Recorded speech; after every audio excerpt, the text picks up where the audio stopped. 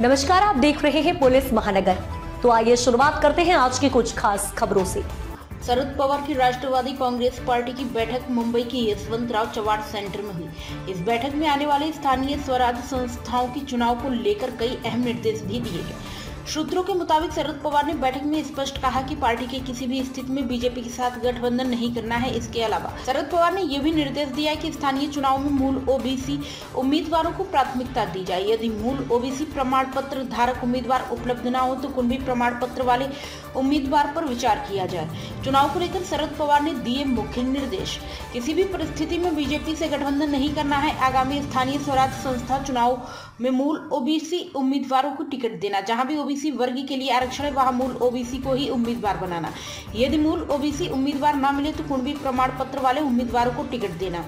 इस दौरान बैठक में पार्टी के सांसद, विधायक और प्रमुख पदाधिकारी मौजूद थे। इन सबकी मौजूदगी में यह जरूरी निर्देश दिए गए हैं। आगामी निकाय चुनाव के लिए पार्टी के पदाधिकारियों को कमर कसने के लिए भी कहा गया है। बीजेपी से गठबंधन नहीं करेगी शरद पवार की पार्टी।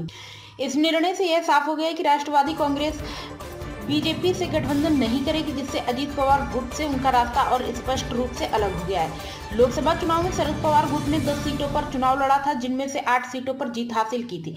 इसके बाद विधानसभा चुनाव में पार्टी ने 10 सीटों पर जीत दर्ज की थी। अब स्थानीय चुनाव की तैयारी शुरू हो गई है और इसी सिलसिले में यह रणनीतिक बैठक आयोजित की गई है। इस बीच महाविकास आघाड़ी बाला साहेब ठाकरे गुट राष्ट्रवादी शरद पवार के भीतर भी यह सुनिश्चित करने के निर्देश दिए गए कि उद्धव ठाकरे गुट की शिवसेना का एकनाथ शिंदे गुट से कहीं भी गठबंधन ना हो।